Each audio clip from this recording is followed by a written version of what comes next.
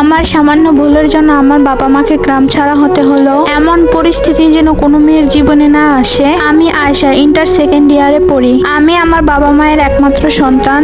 আমার আর কোনো ভাই বোন নেই। আমার বাবা একজন মসজিদের খাদেম আর মা গৃহিণী। আমরা অত্যন্ত গরিব পরিবারের। আমার বাবা মায়ের একমাত্র আদরের সন্তান আমি, আর আমার জন্যই তাদের বাড়ি ছাড়া হতে হলো। আসল ঘটনাটা বলি আপনাদেরকে।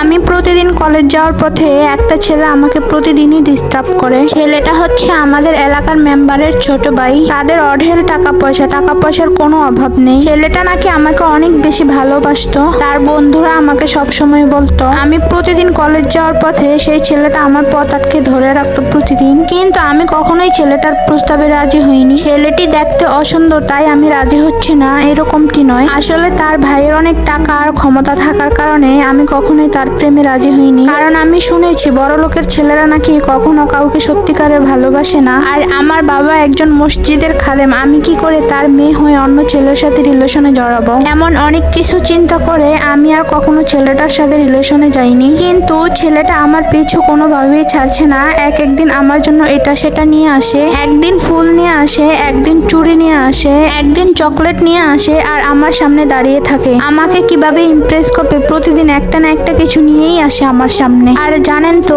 মেয়েরা একটু এসবের পাগল। আমি ওর এসব পাগলামো দেখে আমি ওর সাথে প্রেমে রাজি হয়ে গিয়েছিলাম। তারপর ওর সাথে আমার রিলেশনটা হয়ে গেল। এভাবেই যতদিন কেটে যাচ্ছে ওর সাথে আমার রিলেশন তত গভীরে চলে যাচ্ছে। প্রায় মাসখানেকের মতো আমাদের রিলেশন চলে যায়। ওর সাথে তো আমার প্রতিদিনই দেখা হতো। ওর সাথে আমি প্রতিদিন ঘুরতে যেতাম, চকলেট খাইতে যাইতাম, আইসক্রিম খাইতে যাইতাম।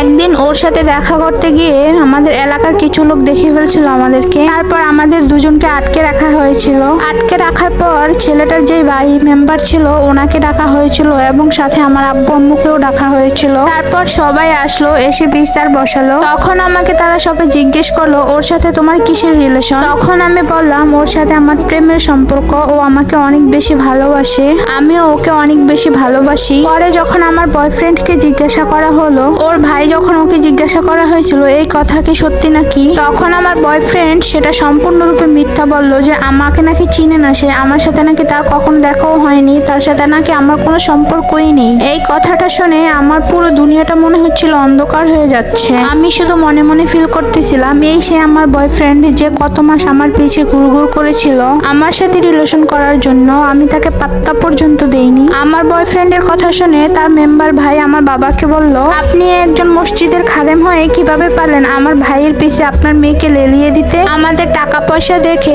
আপনার মেয়েকে আমার ভাইয়ের গলায় ঝুলিয়ে দিতে চেয়েছিলেন আপনি? আপনার কি ন্যূনতম লজ্জাবোধ নাই? আপনার লজ্জা করে না খাদেম হয়ে মেয়ের প্রেমের দালালি করতে? সেই দিন আমার বাবা নিচের দিকে তাকিয়ে অনেক বেশি কান্না করতেছিল। আমার জন্য আমার বাবা মা আজকে সবার সামনে অপমানিত হতে হলো। আমি তাদের একমাত্র মেয়ে হয়ে তাদেরকে আমি সবার কাছে অসম্মানিত করে ফেললাম। সেই দিন আমার কথাটা কেউ বিশ্বাস করতে চাইলো না। আমি যে কতবার বলেছি আমার বাবা মায়ের এখানে কোনো দোষ নেই, আমার বয়ফ্রেন্ড আমাকে প্রেমের জালে ফাঁসিয়েছে, সে আমার পিছে ঘুরঘুর করতো, কিন্তু আমার এই কথাটার দাম আমি কারো কাছেই পাইনি। পাবোই বা কি করে? আজকে যদি আমার বাবার অঢেল টাকা পয়সা থাকতো তাহলে হয়তো বা আমাকে এভাবে কেউ অপমানই করতে পারতো না। তাদের প্রভাবশালী ক্ষমতার উপর আমার কথাটা চাপা পড়ে গেল। সেই দিন আমার বাবা মাকে এলাকার সবাই অপমান করেছেন। আমি আমার বাবার দিকে তাকানোর কোনো সাহস পাইনি। সেই দিন আমি আমার বাবার কান্না ভরা মুখটা দেখেছি, অসহায়ের মতো চাহনিটা দেখেছি আমি। তারপর আমার বয়ফ্রেন্ডের ভাই আমার বাবাকে বলল, আপনাকে আমাদের মসজিদ থেকে বরখাস্ত করে দিলাম, আপনি আর কখনো মসজিদের ত্রিসীমানায় আসতে পারবেন না,